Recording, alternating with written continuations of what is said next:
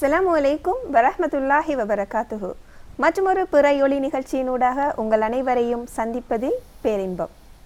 இன்று அக்டோபர் 10 இந்த நாள் இன்றைய காலகட்டத்தில் மிகவும் முக்கியமான நாளாக கருதப்படுகின்றது. என்ன காரணம்? இன்று எங்கு பார்த்தாலும் ஸ்ட்ரெஸ், டிப்ரெஷன், மனநல பாதிப்புகள் என்று பல்வேறுபட்ட பிரச்சனைகளை பற்றி ஆராய்ந்து கொண்டும் கதைத்து கொண்டும் இருக்கின்றார்கள். ஆனால் அதற்கான தீர்வுகளை எப்படி, எங்கு, எவ்வாறு பெறுவது என்பது யாருக்குமே இன்று வரை தெளிவாக புரியவில்லை. அத்தோடு உலகளாவிய ரீதியில் மேலும் ஆசியாவிலும் கூட இந்த நாளை வேர்ல்ட் மென்டல் ஹெல்த் டே என்று கொண்டாடுகின்றார்கள். இதனை சிறப்பித்து கொண்டும் இருக்கின்றார்கள். ஏன் இவ்வாறான ஒரு நாளினை சிறப்பிக்கின்றார்கள்? ஏனென்றால் மக்களுக்கு அது பற்றிய தெளிவை, ஒரு அவேர்னஸை கொடுப்பதற்காகவே அன்றி வேறெதற்கும் இல்லை.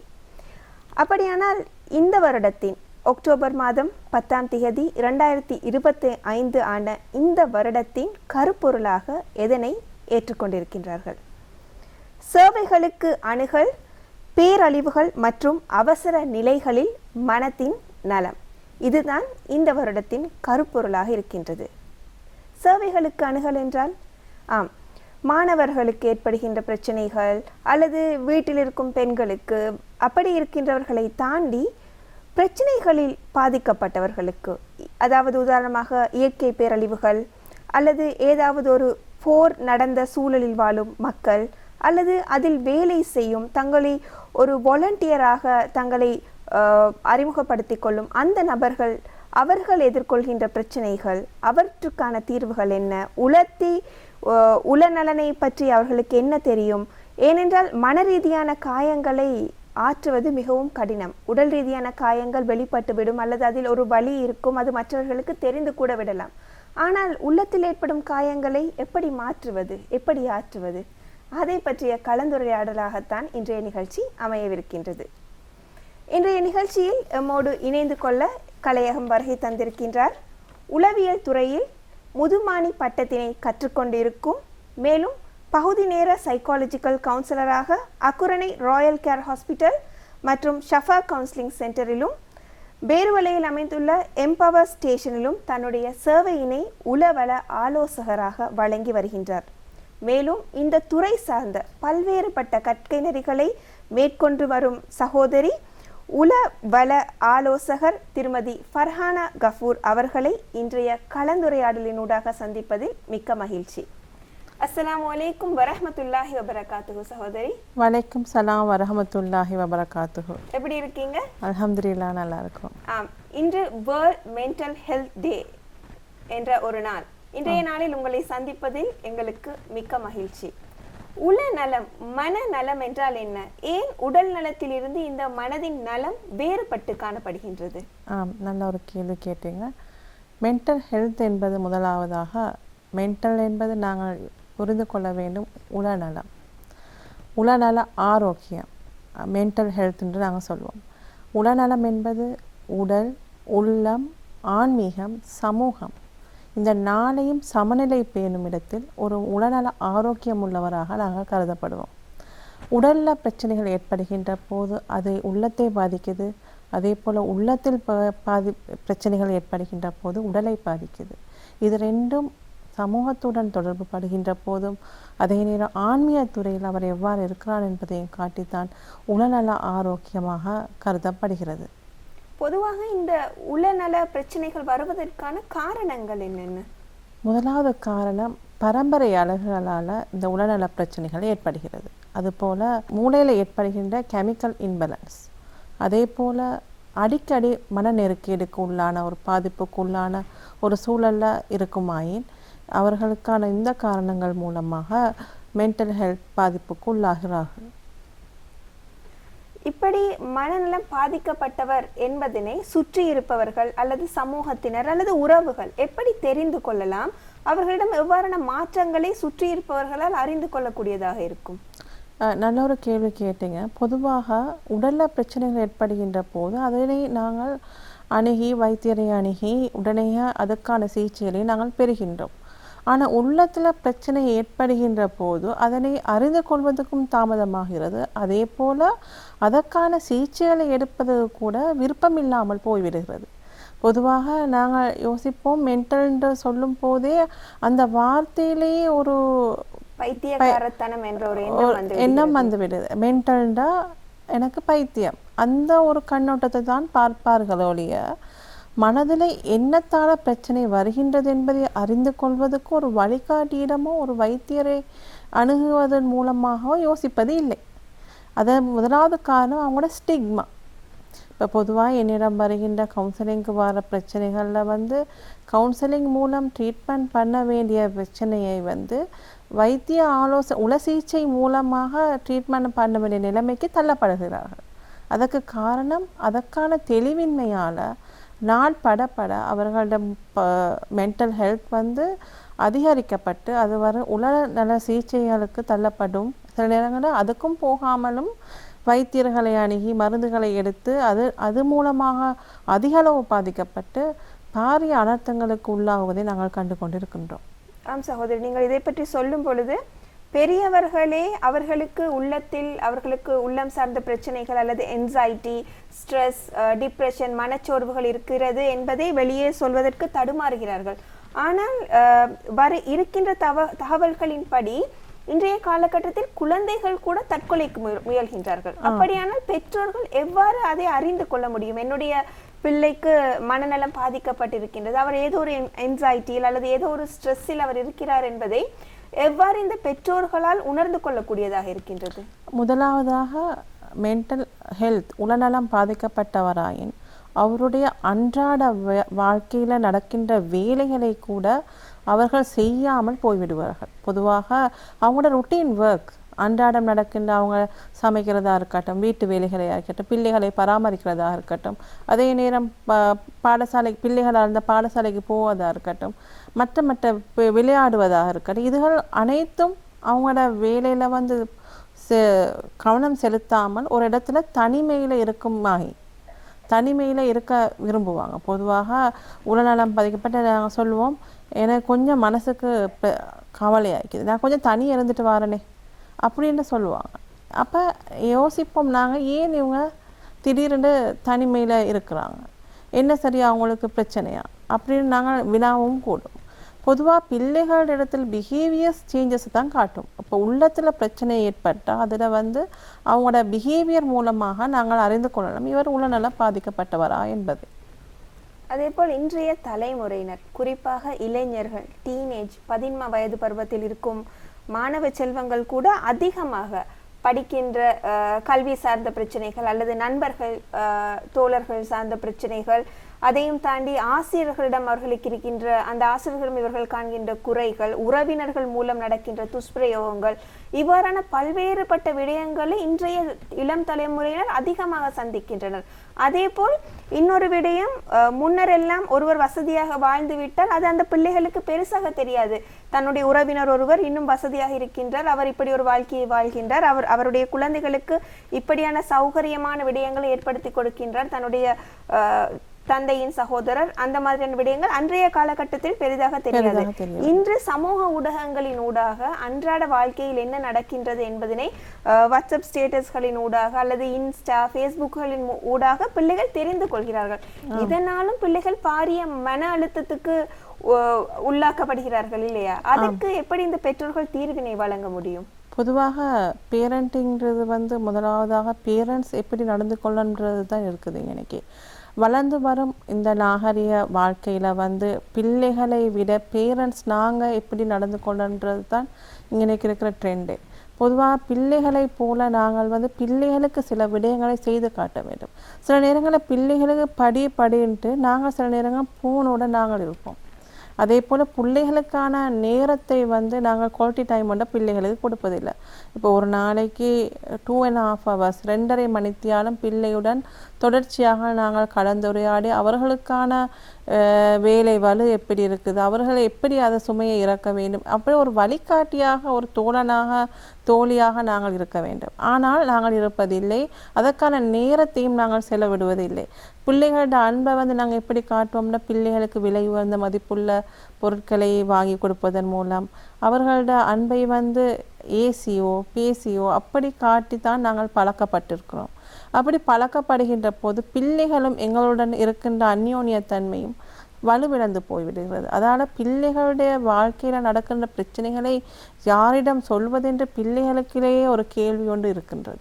அதே போல் பெரியவர்களுக்கும் தான். இப்போ கணவன் மனைவியோட பிரச்சனையாக இருந்தாலும் மனைவியானவள் யோசிப்பால் என்னுடைய பிரச்சனையை யாரிடம் சொல்வது, எனக்கு நடக்கின்ற வழிகாட்டி, எனக்கு தேவையான கைடை எங்கேருந்து நான் பெறுவது. சில நேரங்கள் அது அறியாமல் போய்விடுது. பிள்ளைகளுக்கான வழிகாட்டிய பேரண்ட்ஸ்க்கு எங்களுக்கு சொல்றதுக்கான தீர்வு ஒன்று எங்களுக்கு கிடைக்கிறல்ல. இப்போ இதனால் பெரிய பிரச்சனைகள் தான் உருவாகி கொண்டு வருது.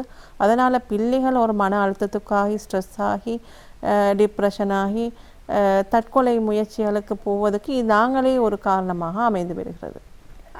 இப்படி மனநலம் பாதிக்கப்பட்ட குழந்தைகளாக இருந்தாலும் சரி அல்லது கணவன் மனைவி எந்த ஒரு தரப்பினராக இருந்தாலும் சரி, அதற்கான அறிகுறிகள் என்னென்ன அறிகுறிகள் மூலம் நாங்கள் உணர்ந்து கொள்ளலாம் இவர்கள் மனநலம் பாதிக்கப்பட்டிருக்கிறார்கள் என்று? நல்ல கேள்வி கேட்டீங்க. முதலாவதாக ஒருத்தருக்கு பதட்டம் ஏற்படுகின்ற போது, அடுத்தது பயம் என்ற உணர்வு. பதட்டம் என்பதும் அந்த பேனிக் அட்டாக் என்று இப்பொழுது நிறைய மாணவர்கள் பாடசாலைகளில் முகம் கொடுத்து வருகின்றார்கள். இரண்டும் ஒன்றா அல்லது?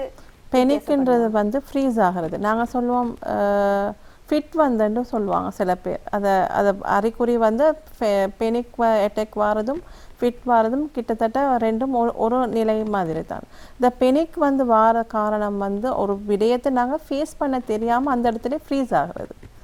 அப்போ அதனாலேயும் பதட்டம் ஏற்படுகின்ற போது ஒரு விஷயத்தில் நாங்கள் அதை பற்றி ஃபோக்கஸ் பண்ண இயலாமல் போய்விடும்.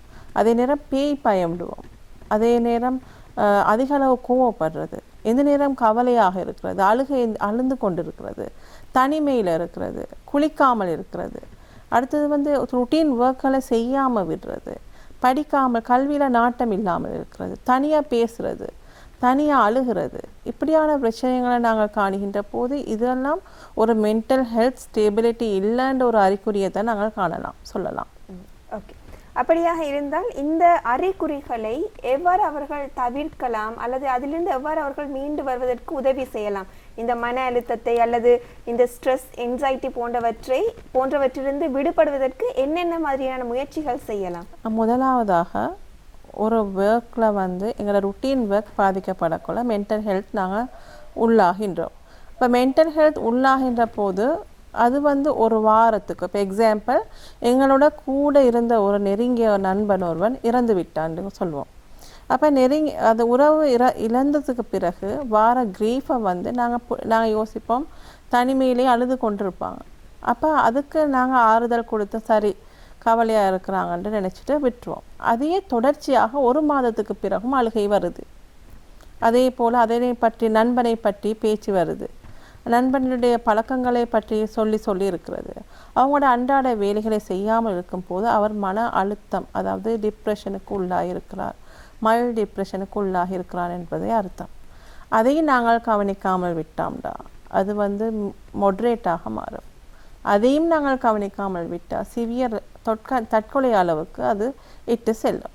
அப்போ நாங்கள் ஆரம்பத்தில் முளையிலே கிள்ளி எறியலாம். முதலாவதாக உளவள துணை ஒன்றை நாடுவதன் மூலம் அவருடைய மன அழுத்தத்தை எவ்வாறு செப்பனிடுவது என்பதை உளவள ஆலோசனைகள் மூலம் கைட்லைன் கொடுப்பதன் மூலம் அதிலிருந்து அவரை வெளியே கொண்டு வரலாம். ஆனால் நாங்கள் அதை செய்வதில்லை. ஏன்? முதலாவதாக எங்கள்கிட்ட இருக்கிற ஸ்டிக்மா என்ன செய்வோம், என்ற பிள்ளைக்கு எந்த பிரச்சனையும் இல்லை, என்ற பிள்ளையை சைக்காட்டிஸ்டையோ உளவள துணையை நாடுவதை கூட்டிக் கொண்டு போனால் மற்றவர்கள் என்ன சொல்வார்கள், அந்த கேள்விக்குள்ளால் எங்களுக்கு நாங்கள் கேள்வி கேட்டு எங்களோட பிரச்சனைகளை நாங்களே உள்ளுக்கு புதைக்கும் போது அது ஒரு நாளைக்கு பிளாஸ்டாக வெளியே வரும்.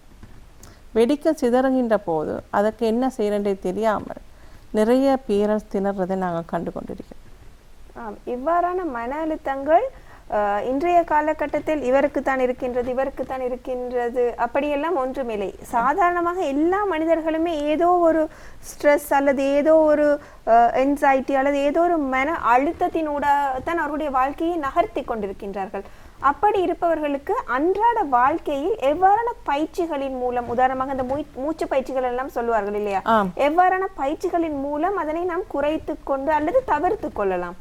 பொதுவாக வந்து நார்மலி க்ரீஃபான நேரங்களில் வந்து எங்களுக்கு அன்றாட வாழ்க்கையில் வந்து ஆன்மீக துறையை நெருங்குவதன் மூலம் எங்களுக்கு நிறைய விடயங்கள்லேருந்து எங்களோட ஸ்ட்ரெஸ்லேருந்து டிப்ரெஷன்லேருந்து எங்களோட ஃபேஸ் பண்ணிக்கொள்ளலாம். அதாவது நாங்கள் செய்கின்ற வேலையை வந்து ஹாப்பிஃபுல்லாக செய்யணும், அதாவது எரிச்சலோடு செய்யக்கூடாது. இப்போ காலையில் எழும்புறதா இருந்தால் அந்த இன்றைய நாள் வந்து எப்போதும் எனக்கு சிறப்பான ஒரு நாள் என்பதை நான் கருத வேண்டும். அதே நேரம் அல்லாவுக்காக இந்த வேலையை செய்ய போகிறேன், நான் எனக்காகவோ என் பிள்ளைகளுக்காகவோ என் கணவனுக்காகவோ இல்லை, அல்லாவுக்காக நான் இந்த வேலையை தொடங்குவேன் என்ற நியத்தோடு நாங்கள் செய்ய போக்கல அதில் ஒரு ப்ரெசன்டபிள் கிடைக்குது, அதில் ஒரு பிளெஸிங் கிடைக்குது, நாங்கள் செய்கின்ற வாழ்க்கையோட அர்த்தம் ஒன்று கிடைக்குது. அதுவே எங்களோட ஹாப்பினஸுக்கு ஒரு காரணமாகும். இல்லாட்டி எரிச்சலும் மன உளைச்சலும் நான் யாருக்காக வாழ்வது, யாருக்காக இவ்வளோ வேலை செஞ்சும் என் கணவன்ட்டு என் பிள்ளைகள்கிட்ட எனக்கு திருப்தி கிடைக்குதுன்ட்டு நிறைய பெண்கள் வந்து குமுறுறதை நான் கண்டு கொண்டிருக்கின்றேன். ஆனால் முதலாவதாக பெண்களாகிய நாங்கள் ஒரு குடும்ப தலைவி. அந்த குடும்ப தலைவிட பங்கு ரோல் மாடல் வந்து பெரிய ஒரு ரோல் மாடல். அந்த ரோல் மாடல் நாங்கள் எடுத்து செய்ய போக்குள்ள நிறைய பிரச்சனைகள்லேருந்து எங்களுக்கு பிள்ளைகளையும் சரி எங்களையும் சரி எங்களோட கணவரையும் சரி என்னை சுற்றியுள்ளவர்களையும் சரி எனக்கு கொண்டு வரலாம். ஆனால் அதை நாங்கள் செய்வதில்லை. சரிக்கு சமமாக நாங்கள் இருக்கணும்னு நினைப்போம். அதாவது எனக்கு நான் செய்வதை போல என் உடம்பு எண்ணத்தாலாக இருக்குது அப்படின்னு நினச்சிட்டு சில வேலைகளை செய்யாமல் விடுவோம். பிள்ளைகளை கேப்பான்ற விடயத்திலையும் தான் நாங்கள் கொடுக்குற அன்பை கொடுக்குறதா இருந்தாலும் தான் அதையும் ஒரு லிமிட்டாக செய்வோம். சில நேரங்களை யோசிப்போம், கூடுதலாக அன்பு காட்டினா புள்ள வந்து கெட்டு போய்ட்டோம், அப்போ அன்பை காட்டக்கூடாது. நாங்கள் எமோஷனலான சில விஷயங்களை செய்வதற்கு தவறுறோம். அதுவே எங்களோட உடல்நலம் பாதிப்புக்கு மிகவும் முக்கியமான ஒரு காரணமாக அமையுது. அதேபோல் பெண்கள் 40 வயதை தாண்டி விட்டால் உடல் ரீதியாகவும் உள்ளம் ரீதியாகவும் நிறைய மாறுதல்களை அவர்கள் இயற்கையாகவே சந்திக்கின்றார்கள். அப்படியான பெண்களுக்கு எவ்வாறான அறிவுரைகளை உங்களால் வழங்க முடியும்? பொதுவாக உள்ளத்தில் பிரச்சனைகள் ஏற்படுகிறப்ப எங்களோட உடம்புல எந்த இடம் பலவீனமாக இருக்கிறதோ அதை தான் தாக்கம் செலுத்தும். எக்ஸாம்பிள், இப்போ எங்களுக்கு காலில் ஆத்தரைட்டிஸ் இருக்குதுன்னு நினைப்போம். இப்போ எங்களுக்கு உள்ளத்தில் பிரச்சனை வந்தால் சில நேரங்களில் அதில் வலியோட தாக்கம் தான் அதிகமாக இருக்கும். அப்போ நாங்கள் அதுக்கான ஷாப்பிங் தான் டாக்டர் ஷாப்பிங் தான் பண்ணி கொண்டிருப்போம். டாக்டர்கிட்ட போயிட்டு காலுக்கு வலிக்கு மருந்து எடுத்துக்கொண்டே இருப்போம். ஆனால் மருந்து குடிப்போம் இல்லையா, கால் வலி நிற்காது. எங்கே பிரச்சனை இருக்குண்டா உள்ளத்தில். அப்போ கடுமையான நாங்கள் அந்த மாதிரி நடவடிக்கைகளை நாங்கள் எடுக்கணும். எங்களோட ஹோமோன்கள் இன்பேலன்ஸ் ஆகும் போது ஹோமோன்களை செக் பண்ணி அதுக்கான மெடிக்கேஷனை செய்யணும். இப்போ மென்டல் ஹெல்த் பாதிக்கப்படுகின்ற போது டாக்டர்ஸ் வந்து சப்ளிமெண்ட் ட்ரக்ஸ் சப்ளிமெண்ட் கொடுக்க போக்கில் நிறைய வீட்டுலுக்கே டாக்டர்ஸ் இருப்பாங்க. இவங்களுக்கு இந்த மருந்தை கொடுத்தா சைடு எஃபெக்ட் இருக்கும் அப்படின்னு சொல்லி நிறைய பேர்கள் சொல்ல போக்கில் அவங்க குடிக்கிற மருந்தையும் நிப்பாட்டிப்பாங்க. நாங்கள் வந்து எங்களோட உடம்புல சுகர் ப்ரெஷருக்கு மருந்து எடுக்கிற மாதிரி தான் மென்டல் ஹெல்த் பாதிக்கப்பட்டவர்களுக்கான மெடிக்கேஷன் எடுக்கும் போதும் அதே மாதிரி தான் எங்களோட ஹோமோன் இன்பேலன்ஸ் ஆகும் போது அதனே பேலன்ஸ் பண்ணுறதுக்கு தான் நான் மெடிக்கேஷன் எடுக்கிறோம். அப்போ அதில் எந்த ஒரு பாதிப்பும் இருக்காது. அதை ஒழுங்கான ஒரு மென்டல் சைக்காட்டிஸ்ட்டை போய்ட்டு நாங்கள் ட்ரீட்மெண்ட் எடுக்கணும். அதுலேயும் நிறைய பாதிப்புகள் இருக்குது. இப்போ நிறைய பேர் என்ன செய்கிறேன்டா, சைக்காட்டிஸ்ட்டை போகாமைக்கு எம்பிபிஎஸ் டாக்டர்ஸ்ட்டை போவாங்க. அப்போ சில நேரங்கள் அந்த மெடிக்கேஷன் வந்து ப்ராப்பராக எடுத்துப்படாது. அந்த நேரத்தில் வந்து வந்த பிரச்சனையை உடல்நல பிரச்சனையை விட சிவியரான பிரச்சனைகளை ஃபேஸ் பண்ணுறதுக்கு அவங்க ரெடியாக இருக்கணும். ஆனால் அதை பற்றி அவங்க அந்த நேரத்தில் யோசிக்கிறல்ல, அதோட விளைவுகளை பார்க்கின்ற போது தான் அல்லா நான் மருந்தை கொடுக்கறிஞ்சே என்ற யோசனை வரும். நிறைய பேர் வந்து அவங்களோட ஸ்டிக்மா, அதாவது சில நேரங்களில் யோசிப்பாங்க, பொம்பளை பிள்ளைகளை நாங்கள் கூட்டிக்கொண்டு கவுன்சிலிங் போகிறேன் நல்லமாண்டு. சில பேர் யோசிப்பாங்க, நான் ஹஸ்பண்ட் அண்ட் ஒய்ஃப் கவுன்சிலிங் போகிறேன் நல்லமாண்டு. சில பேர் யோசிப்பாங்க, டாக்டர்ஸ் கிட்ட போகக்கூட என் பிள்ளைய பற்றி மென்டல்னு சொல்லுவாங்களாய்க்கும் அப்படின்னு. அடுத்தவர்களை பற்றி தான் நாங்கள் யோசிப்போமே, எங்களை பற்றி நாங்கள் எப்போதும் யோசிப்பது. நாங்கள் வாழ்வது எங்களுக்காக, முதலாவது எங்களோட சந்தோஷத்துக்காக தான் நாங்கள் வாழணும். எங்களோட சந்தோஷத்துக்காக எங்களோட குழந்தைகளை அழகான முறையில் நாங்கள் வளர்த்தெடுக்க வேண்டும். அமானிதமான செல்வங்கள். அதே போல் என் கணவன் மனைவியோட உறவாக இருந்தாலும் திடீர்னு நினைச்சோம்னு சொல்லி விவாகரத்து பெறாமல் அது ஒரு வழிகாட்டியிடம் பெற்று அதன் மூலமாக நாங்கள் சிறப்புற வாழ்கின்ற போது எங்களோட வாழ்க்கையில் ஒரு செழிப்பு வரும். அதே நேரம் நிறைய பிரச்சனைகள் உளப்பிரச்சனைகள்லேருந்து வெளியே வாரத்துக்கு ஏதோ ஒரு காரணமாக அமையும். ஆனால் 45 வயதுக்கு போகிறோம், மெனோபாஸ் பீரியட் வருகின்ற போது அப்போ எங்களுக்கு விளங்கி கொள்ள வேண்டும், எனக்கு ஏதோ மெனோபாஸ் பீரியட்ஸ் நிற்க போகுதுண்டு. அந்த டைமில் வந்து நாங்கள் ப்ராப்பரான மெடிக்கேஷன், எங்களோட ஹார்மோன் இன்பேலன்ஸ் ஆகும், அதே நேரம் நாங்கள் மூட் ஸ்விங் ஆகுவோம், அழுது கொண்டிருப்போம், சில நேரங்களில் அதிக அளவு கோபம் வரும், அது தாம்பத்திய வாழ்க்கையில் ஒரு நாட்டம் இல்லாமல் போய்விடும். இப்படியெல்லாம் நடக்கும். அதுக்கேற்ற மாதிரி ட்ரீட்மெண்ட்களை பண்ணுகின்ற போது ஒரு கைட்லைன் எடுக்கக்கொள்ளையோ நாங்கள் அதுலேருந்து வெளியே வந்துடலாம். எல்லோருக்குமே மருத்துவரை போய் சென்று நாடி அதற்கான தீர்வுகளை பெற்றுக்கொள்வதற்கு அல்லது ஒரு ஆலோசகரிடம் சந்தித்து பெற்றுக்கொள்வதற்கான வாய்ப்புகள் இல்லாத பொழுது அவர்களே தினசரி வாழ்க்கையில் எவ்வாறான நடைமுறைகளை பின்பற்றலாம்? முதலாவதாக நாங்கள் செய்ய வேண்டிய விடயம், ஒரு நாளைக்குள்ள வேலைகளை நாங்கள் தொகுத்து எடுக்க வேண்டும். இந்த வேலை இந்த நாளில் வந்து நான் இன்னென்ன வேலையை மட்டும்தான் செய்யணும். அதுக்கு பிறகு மீ டைம்ன்றத ஒன்றை கொண்டு வர வேண்டும். எனக்கு விரும்பின நாள், எனக்கு விருப்பமான வேலை, எனக்கு விருப்பமான சாப்பாடு, எனக்காக நான் வாழ்கிறேன். முதலாவது செல்ஃபை ரெக்கக்னைஸ் பண்ணணும், செல்ஃபை விரும்பணும், செல்ஃபை கேப் பண்ணணும். எங்களோட செல்ஃபை நாங்கள் ஒரு நாள் பொதுவாக லேடிஸ் வந்து செல்ஃபை கேப் பண்ணுறதே இல்லை. பிள்ளைகளுக்காகவும் கணவருக்காகவும் தான் வாழ்வாங்க. அதுக்கப்புறம் எரிஞ்சு விழுறதும் அவங்களோட தான். ஏன்னா அவங்க ஸ்ட்ரெஸ் ஆகுவாங்க தானே. அப்போ முதலாவது மீ டைம் ஒன்றை கொண்டு வரணும், குவாலிட்டி டைம் ஒன்றை உருவாக்க வேண்டும். இதெல்லாம் செய்கிறது வந்து பொதுவாக பெண்கள் தான் செய்ய வேண்டும். மீ டைமை கொண்டு வருகின்ற போது அடுத்த நாளைக்குள்ள வேலைகளை அழகான முறையில் செப்பரேட்டு செய்யலாம். அதே போல் அதை செய்து காட்டுகின்ற போது எங்களோட வாழ்க்கையில் பெரிய ஒரு சுவாரஸ்யத்தை நாங்கள் காணலாம்.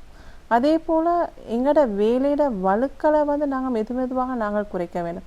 இன்றைய நாட்பொழுதில் வந்து நான் எதை எதிர்மறையான வேலைகளை செய்தேன், எது பாசிட்டிவான வேலையை செய்தேன், எதிர்மறையான வேலைகளை செய்து நெகட்டிவான வேலைகளை செய்தது எதனால், அதை நான் எப்படி நான் பாசிட்டிவாக மாற்றுறது, ஏன்னா பிள்ளைகளுக்கான நான் எதை நான் கொடுக்கறதுக்கு மறுத்தேன், எனக்காக நான் எதை நான் ஒதுக்குறதுக்கு மறுத்தேன். இப்படியான வேலைகளை நாங்கள் முதலாவதாக நைட்டுக்கு தூங்கக்கொள்ள சில சுய அறிவுன்னு செல்ஃப் தாட்ஸ் ஒன்று நாங்கள் வச்சுக்கொள்ளணும். ஸ்வெட் அனலைஸ் ஒன்று பண்ண வேண்டும். அதுக்கப்புறம் அடுத்த நாளைக்குள்ள வேலைகளை பகிர்ந்து அதற்கான ருட்டீன் ஒர்க்களுக்காக ரெடி பண்ண வேண்டும். சில நேரம் சில பேர் வந்து எப்படின்னா சென்சிட்டிவானவங்க, அவங்க சரியான சென்சிட்டிவ், அவங்க எல்லா பிரச்சனைகளும் அவங்க எடுத்து தலையில் போட்டுக்கொள்வாங்க. இப்போ இதனாலே சில பேர் வந்து டிப்ரெஷன் ஆகி ஹைப்பர் ஆகிறதுக்கான சிச்சுவேஷனாக நான் கண்டு கொண்டிருக்கிறேன். அப்போ இதுக்கு காரணம் வந்து எங்களோட way of approach, way of talking, way of thinking, இது அனைத்தையும் செட் பண்ணிட்டு செய்ய போக்கல எங்களோட மென்டல் ஹெல்த் கட்டாயமாக ஸ்டேபிளாக இருக்கும். பெண்களை பற்றி பேசிக்கொண்டிருந்தோம். இப்படி பேசிக்கொண்டிருக்கும் போது நான் என்னை யோசிக்கின்றேன், ஆண்களுக்கு இந்த பிரச்சனைகள் வராதா? ஏனென்றால் பெண்கள் வீட்டிலும் சரி, அவர்கள் வேலை தளத்திலும் சரி, அவர்களும் மன அழுத்தம் அல்லது மனச்சோர்வுக்கு உட்படுத்தப்படுகின்றார்கள். ஆனால் ஆண்கள் அதைவிட அதிகமாகவே அந்த மனச்சோர்வுக்கும் டிப்ரெஷனுக்கும் உட்படுத்தப்பட்ட போதிலும் அவர்கள் அதை வெளிக்காட்டிக் கொள்வதும் இல்லை. இதனாலேயே அவர்கள் பிற்காலத்தில் வயோதிப காலத்தில் நிறைய பிரச்சனைகளை, உள்ளம் ரீதியாக உடல் ரீதியாக நிறைய பிரச்சனைகளை சவால்களை சந்திக்கிறார்கள் இல்லையா? அவ்வாறான ஏதாவது ஒரு கேஸ்களை நீங்கள் சந்தித்ததுண்டா? ஆண்கள் அளவுக்கு அதிகமான டிப்ரெஷன் அல்லது மன அழுத்தத்தில் இருந்து அவர்கள் அதிலிருந்து விடுபடுவதற்கான ஏதாவது சம்பவங்கள்? பொதுவாக ஆண்கள் வந்து வேலை செய்து கொண்டிருந்துட்டு வேலை இல்லாமல் போகும்போது அதிக அளவு டிப்ரெஷன் உள்ளாவாங்க. அவங்களுக்கு வேலை தான் பெரிய ஒரு வலு, நம்பிக்கை, திடகாத்திரம். அவங்களோட உடம்புட பெரிய ஒரு திடகாத்திரமே அவங்களோட வேலை தான். அப்போ அந்த வேலை செய்கின்ற போது அவங்களுக்கு ஒரு பிரச்சனை வந்து அந்த பிரச்சனையை ஃபேஸ் பண்ணிக்கொள்வாங்க. ஆனால் பெண்கள் அப்படி இல்லை. பெண்கள் ஒன்றில் டிபெண்ட் ஆகிறது. அதனால தான் அவங்க நிறைய விடயங்களை பெண்கள் சம்பவிக்க வேண்டிய ஒரு விஷயம் வருது. ஆனால் இன்றைய காலகட்டத்தில் ஆண்களும் சரி, ஆண் பிள்ளைகளும் சரி இந்த போதை பாவனைக்கு அதிகமாக அடிமையாகி விடுகின்றார்கள். ஏனென்று சொன்னால் பெண்களை பற்றியே இன்றைய சமூகத்தில் நாங்கள் அதிகமாக பேசிக்கொண்டிருக்கின்ற பொழுது இந்த ஆண் பிள்ளைகள், ஆண்களின் சமூகம் எவ்வாறான பிரச்சனைகளை சந்திக்கின்றது, அவர்கள் அதற்கான தீர்வுகளை தேடிக்கொண்டு செல்லாமல் திடீரென்று போதை பழக்கத்திற்கு அடிமையாகி விடுகின்றார்கள் இல்லையா? அப்படியானவர்களுக்கு, அப்படியான ஆண்களுக்கு நீங்கள் எவ்வாறான அறிவுரைகளை வழங்க முடியும்? முதலாவது ஆணாக இருந்தாலும் ஆண் பிள்ளையாக இருந்தால் ஆண் மகான் ஒரு குடும்பத்தில் வந்து குடும்ப தலைவன் செய்கின்ற ஒரு ரோல் மாடல் வந்து அவரோட குட் பேரண்டிங். அந்த பேரண்டிங்கில் ஏதாவது பிரச்சனைகள் இருந்தால் அந்த ஆண் பிள்ளைகள் வந்து முதலாவது ரோல் மாடலை தான் எடுப்பாங்க. யாரோட தந்தையிடையும் தாயிடையும் ரோல் மாடல், அதாவது அதிகளவு எடுக்கிறது வந்து தந்தையிட ரோல் மாடல். அந்த தந்தையிட ரோல் மாடல் எடுக்க போக்குள்ள அந்த தந்தை ஸ்ட்ராங்காக இருந்தால் அந்த பிள்ளையும் ஸ்ட்ராங்காக இருக்குது. வழிகாட்டியும் அமையும். ஆனால் சில நேரங்களில் சிங்கிள் பேரண்டிங், அதாவது கணவன் மனைவி பிரிஞ்சு வாழ்கின்ற குடும்பங்களில் வந்து நிறைய பிள்ளைகள் போதைப் பொருளுக்கு அடிமையாகிறதுக்கு நாங்களே ஒரு வித்திட்டவங்களாகிவிடுறோம். அதுக்கு காரணம் வந்து எங்களோட குடும்ப வாழ்க்கையில் வந்து ஒரு நிம்மதியின்மை, ஒழுக்க சீர்கேடுகள். இதனாலேயே பிள்ளைகள் வந்து ஒரு எமோஷனல் இன்பேலன்ஸ் உண்டாக்கப்பட்டிருக்கு. அது எமோஷன்ஸ் எங்கே கிடைக்குதோ அங்கே பிள்ளைகள் போகிற சந்தர்ப்பங்கள் அதிகம். இன்றைய கலந்துரையாடலில் மிக முக்கியமான அம்சமே இன்றைய நாள் அக்டோபர் 10 வேர்ல்ட் மென்டல் ஹெல்த் டேயாக அனுஷ்டிக்கப்படுகின்றது. இன்றைய நாளின் கருப்பொருளாக இருப்பது சேவைகளுக்கு அணுகல், பேரழிவுகள் மற்றும் அவசர நிலைகளில் மனதின் நலம். இந்த கருப்பொருளின் ஊடாக நாம் மேற்கொள்ளக்கூடிய செயல் திட்டங்கள் எவை? பேரழிவுகளிலும் டிசாஸ்டரிலும் மனநலம், அதாவது உடல், உள்ளம், சமூகம், பொருளாதாரம் எதுவானாலும் பேரழிவின் போது, அதாவது வெள்ள அனர்த்தத்திலேயோ தீ விபத்திலேயோ இல்லாட்டி வேறு அனர்த்தங்களின் போதோ மனநலத்துக்கு முக்கியத்துவம் செலுத்துங்கள் என்பதே கருப்பொருள். இந்த மனநலம் என்பது உடல் ஆரோக்கியம் என்பது போல உள ஆரோக்கியம். நாங்கள் உடலையும் உள்ளத்தையும் இன்டர்கனெக்ட் பண்ணுறது இந்த உள்ளம் ஒழுங்காக இருந்தால்தான். எதுவானாலும் உள்ளம் ஒழுங்காக நலமாக இருந்தால்தான் வாழ்க்கையில் எல்லா விடயங்களையும் அழகாகவும் செப்பனிட்டும் எங்களால் செய்ய முடியும். இல்லையேல் தோல்வியை தான் நெருங்க வேண்டியதாகி விடுகிறது. அதேபோல் இன்றைய நிகழ்ச்சியில் நீங்கள் எங்களுடைய பார்வையாளர்களுக்கு எவ்வாறான ஆலோசனையை சுருக்கமாக கூறவிருக்கின்றீர்கள்? உடல், உள்ளம், உணர்வு, சமூகம், இந்த நாலுமே செப்பனிட்டு சமநிலைப்படுத்துவதற்கு எங்களுக்கு முக்கியமான ஒரு கருப்பொருள் உள்ளம். இந்த உள்ளத்தை தூய்மையாகவும் அழகாகவும் வைப்பதற்கு எங்களுக்கு என்ன வழிகள் தேவையோ அந்த வழிகளை நாங்கள் முதலாவதாக கடைபிடிக்க வேண்டும். எங்களோட வாழ்க்கையில் வந்து எல்லா விடயங்களுக்கும் இந்த உள்ளம் என்ற உணர்வு முக்கியத்துவம் செலுத்துகிறது.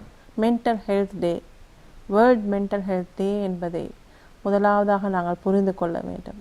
எங்களோட உள்ளத்தில் பிரச்சனைகள் ஏற்பட்டால் உங்களை அண்மித்த இடங்களில் உடனடியான அதற்கான வழிகாட்டல்களை தேடி செல்லுங்கள். உங்களோட ஸ்டிக்மாவை உடைத்தெறியுங்க என்று கூறி வாய்ப்புக்கு நன்றி கூறி விடைபெறுகிறேன். ஜஸாக்கல்லாஹ் ஹைர். இன்றைய உரையாடலின் மூலம் உளநலம் என்பது எவ்வளவு முக்கியம், அதை பாதுகாக்க நாம் தனிப்பட்ட முறையிலும் சமூக ரீதியிலும் எவ்வளவு விழிப்புணர்வுடன் செயல்பட வேண்டும் என்பதை நாங்கள் அறிந்து கொண்டோம். உடல் நலனை போலவே உள்ளத்தின் நலனும் மிகவும் முக்கியம்.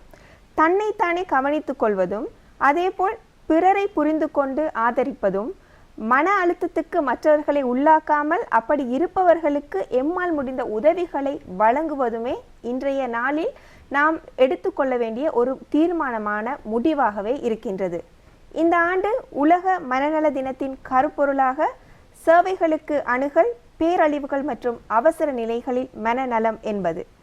நம் சமூகத்தில் ஒவ்வொருவரும் மனநல சேவைகளுக்கு எளிதில் அணுகக்கூடிய ஒரு சூழலை நாம் உருவாக்க வேண்டிய அவசியத்தினை பற்றி இன்று நாம் கலந்துரையாடியும் இருந்தோம். இறுதியாக, மனநல சவால்களை சந்திப்பது மிகவும் ஒரு இயல்பான விடயமே ஆகும். ஆனால் அதை பற்றி பேசுவதும் தேவையான சமயத்தில் உதவி பெறுவதும் தான் உண்மையான தைரியம் என்றே சொல்லலாம். இன்றைய பிறையொலி நிகழ்ச்சியில் இறுதி அம்சத்திற்கு வந்திருக்கின்றோம். உங்களுக்கு தெரியும், நாங்கள் எங்கள் பிறையொலி நிகழ்ச்சியினூடாக நூல்களை அறிமுகப்படுத்தி வருகின்றோம். அந்த வகையில் உங்களுடைய நூல்களும் எங்களுடைய பிறையொலி நிகழ்ச்சியின் நூல் அறிமுகம் பகுதியினூடாக இடம்பெற வேண்டி விரும்பினால் நீங்கள் அனுப்பி வைக்க வேண்டிய முகவரி: தயாரிப்பாளர் பிறையொலி, முஸ்லிம் நிகழ்ச்சிகள் பிரிவு, இலங்கை ரூபவாகினி கூட்டுத்தாபனம், Colombo 7. Producer Pirayoli, Muslim programs unit, Sri Lanka Rupavahini cooperation, Colombo 7.